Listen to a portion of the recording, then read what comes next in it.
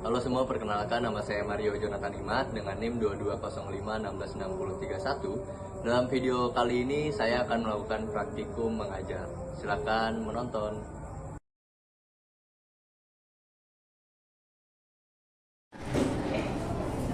Selamat pagi anak-anak. Pagi, Pak. Gimana kabarnya? Baik, luar biasa. Oke, sebelum kita mulai pelajaran pada hari ini, alangkah baiknya kita berdoa dulu. Semoga pelajaran kali ini diberi keberkahan dan kelancaran untuk kita semua. Oke? Berdoa menurut agama dan kepercayaan kita masing-masing. Berdoa dimulai. Berdoa selesai. Oke anak-anak, hari ini kita bakal absen terlebih dahulu untuk memastikan siapa aja yang masuk dan tidak masuk. Oke? Mas Rangga, Mas Rido, Mbak Haulvi. Oke, kayaknya hadir semua ya. Oke anak-anak, kali ini kita akan belajar yang cukup seru, kolonialisme dan perlawanan bangsa Indonesia. Mari kita memantik untuk pembelajaran hari ini, mengapa bangsa Eropa datang ke Indonesia? Ada yang bisa jawab? Mengapa? Apa ya yang ada di Indonesia? Kenapa mereka datang? Ayo angkat tangan. Saya Pak. Ya, kenapa ya bisa? Rempah, Pak. Betul. Indonesia kaya akan rempah-rempahnya. Nah, kolonialisme dan perlawanan bangsa Indonesia. Kita akan masuk lebih dalam terlebih dahulu untuk mengetahui apa sih kolonialisme, apa sih imperialisme, dan mengapa mereka datang ke Indonesia. Oke, kolonialisme. Ada yang bisa bantu Bapak untuk membacakannya? Ada? Saya. Oh, silakan. Bantu.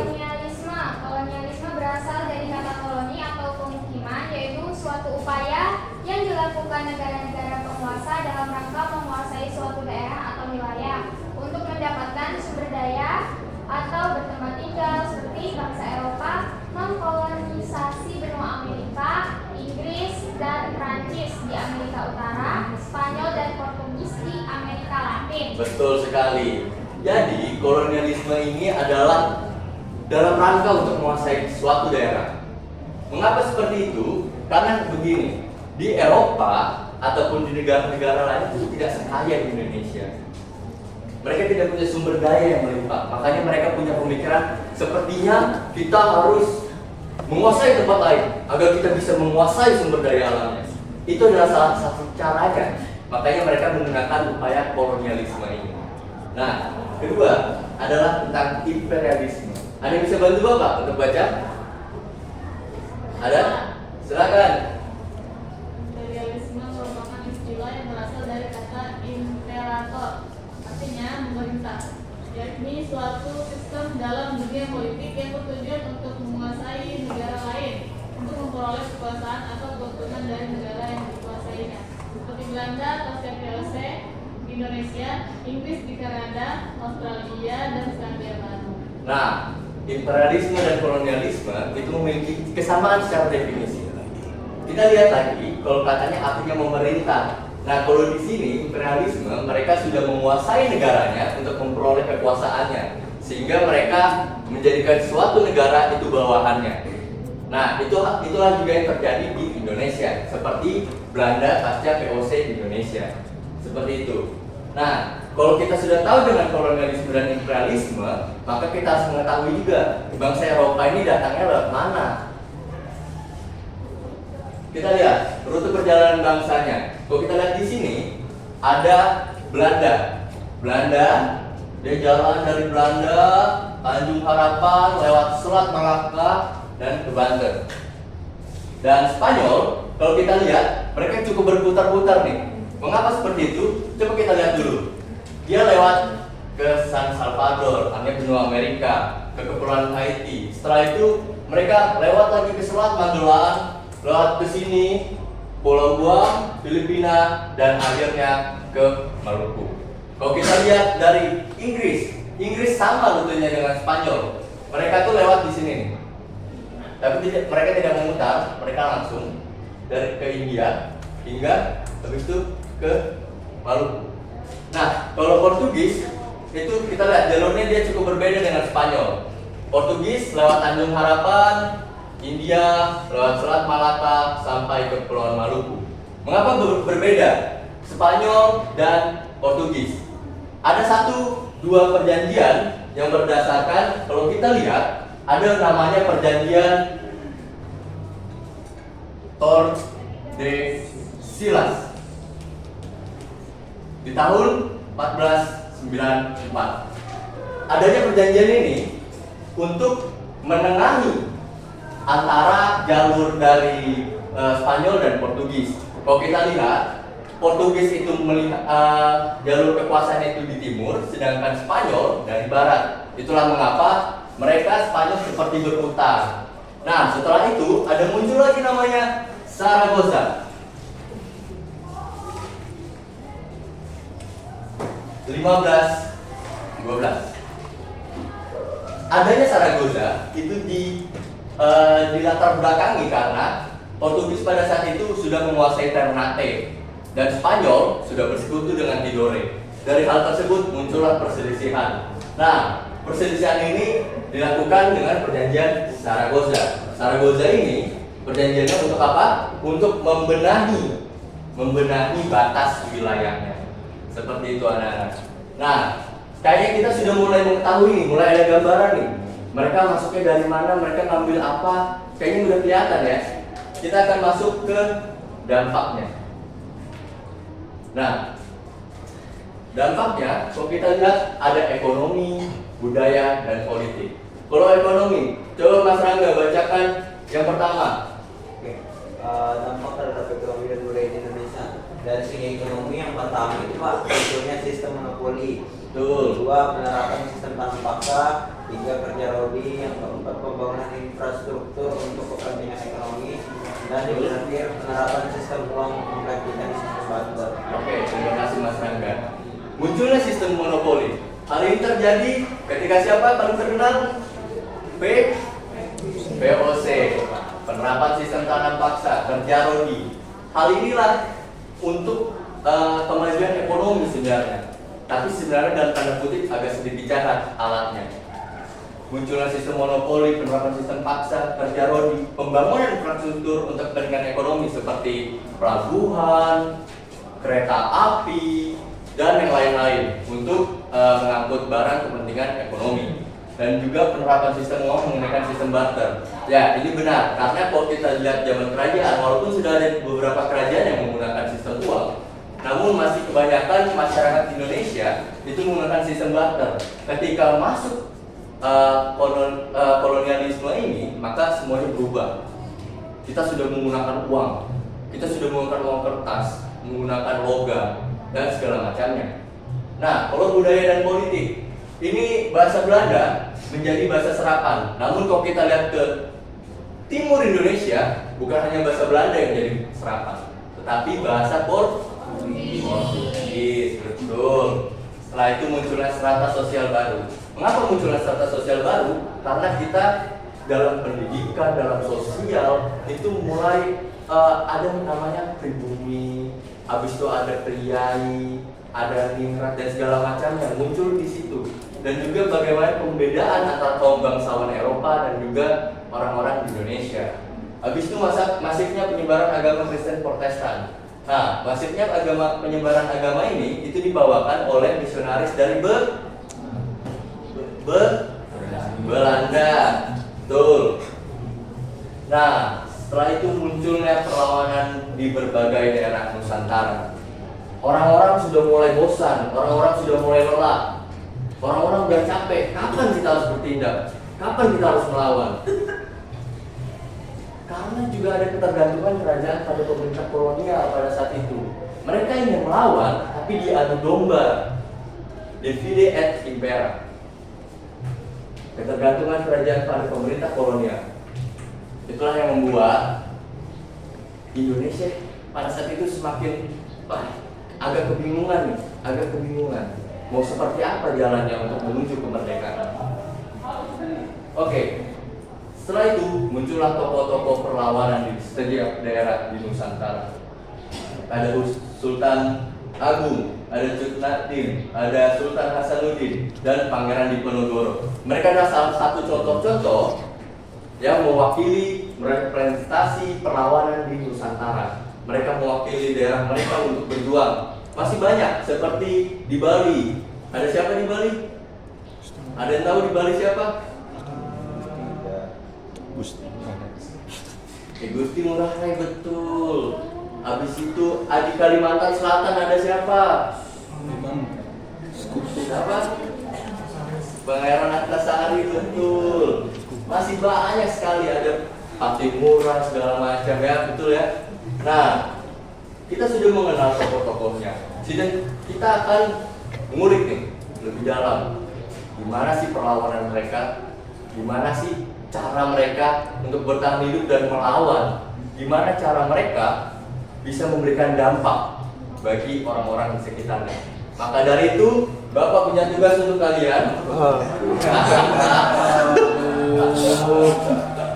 Tugas kali ini adalah carilah perlawanan lokal di berbagai daerah Nusantara, analisis strategi yang digunakan, dan dampak dari perlawanan tersebut. Satu hal yang mudah karena banyak di buku dan juga banyak sumber-sumbernya. Jadi saya rasa kalian jika berdiskusi pun masih bisa menjawab hal ini. Kita akan bagi jadi 4 kelompok. Kelompok 1, 2, 3, dan 4. Kita punya waktu berdiskusi sekitar 3 menit. Saya rasa cukup sekali untuk mencari satu perlawanan lokal di berbagai daerah. Oke? Kelompok 1, kelompok 2, 3, dan 4. Oke, waktu kita 3 menit, silakan berdiskusi.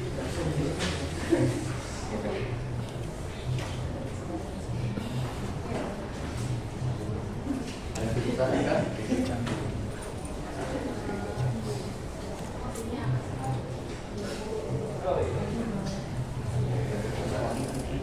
Ada, sama isinya.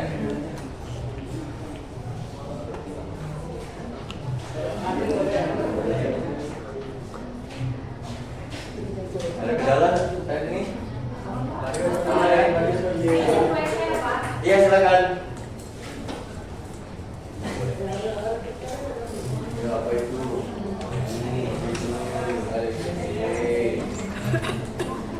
Oke, saya rasa waktunya sudah cukup.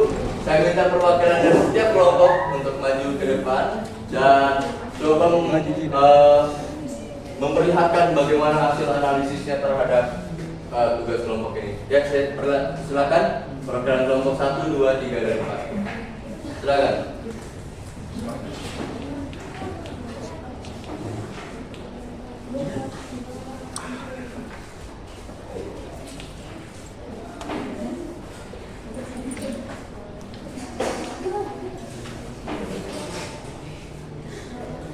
Oke, silakan dari kelompok 1 boleh. Jadi kami dari kelompok 1 menganalisis perang Diponegoro di Pulau Jawa tahun 1825 sampai 1830. Strategi perlawanannya itu pertama kombinasi perang terbuka dan gerilya. Yang kedua memanfaatkan dukungan rakyat dan bangsa lokal. Ketiga menggunakan simbol-simbol keagamaan dan budaya Jawa, dan yang keempat membangun aliansi dengan berbagai kelompok masyarakat. Dampaknya sendiri itu mengakibatkan 200.000 korban jiwa termasuk 8.000 tentara Belanda. Memaksa Belanda mengubah kebijakan kolonial atau sistem tanam paksa. Terus Pangeran Diponegoro menjadi simbol perlawanan nasional dan terakhir menguras keuangan kolonial Belanda. Silakan kelompok 2.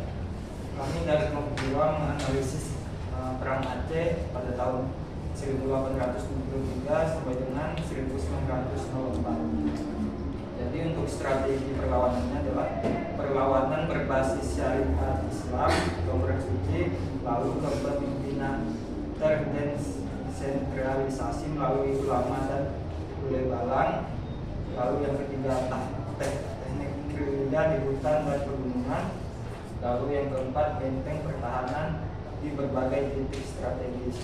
Lalu untuk dampaknya yaitu perang kolonial terlama dan paling mahal bagi Belanda. Lalu yang kedua menewaskan sekitar 100.000 orang Aceh dan 12.000 tentara Belanda.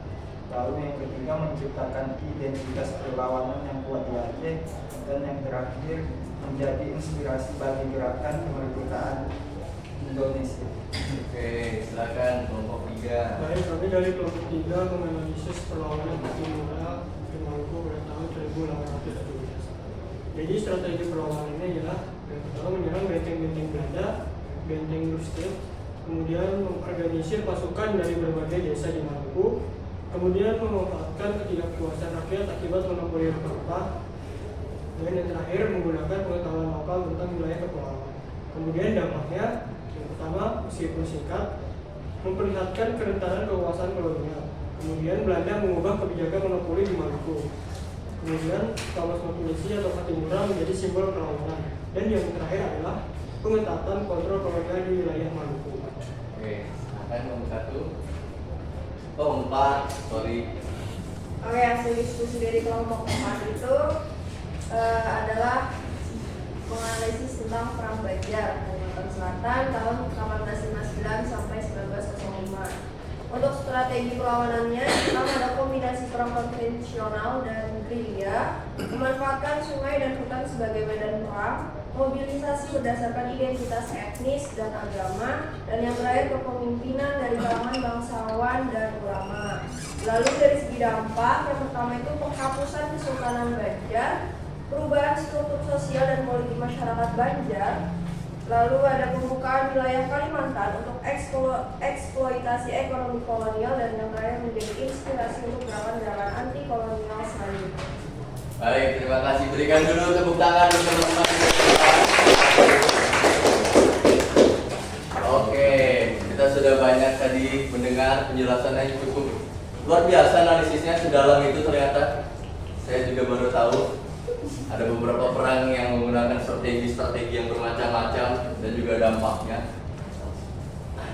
Teman-teman, waktu kita sepertinya sudah mau habis. Kita tidak bisa berlama-lama lagi. Satu hal yang ingin saya sampaikan, minggu depan kita akan masuk pada materi kemerdekaan.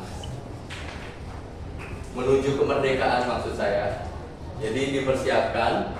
Dan untuk pembelajaran kali ini, saya minta satu orang deh memberikan kesimpulan tentang kolonialisme dan perlawanan bangsa Indonesia. Ada yang berani mengungkapkan apa isi kepalanya yang telah didapatkan? Ada yang berani? Nanti Bapak kasih hadiah kok. Ada? Oke, kalau tidak ada saya tunjuk aja. Nah, Rizky bisa ya, Nah Rizky. Coba gimana sih kesimpulan tentang pembelajaran hari ini? Baik, Pak, yang saya dapat adalah ketika tadi bicara kolonialisme adalah suatu perasaan dari suatu bangsa untuk menguasai sumber daya alamnya, sedangkan imperialisme adalah untuk menguasai daerah tersebut. Dan tadi kita banyak membahas soal bagaimana perjuangan masyarakat Nusantara waktu itu sehingga nanti mereka dapat melawan adanya keberadaan kolonialisme dan imperialisme. Itu sih Pak yang saya dapat. Baik, terima kasih, tepuk tangan pada Rizky. Oke, nampaknya kita harus akhiri. Saya harap minggu depan kita bisa lebih aktif lagi, bisa lebih berani lagi dalam menyampaikan pendapat kita ya. Oke, sebelum kita akhiri, mari kita berdoa terlebih dahulu. Berdoa menurut agama kita masing-masing. Berdoa.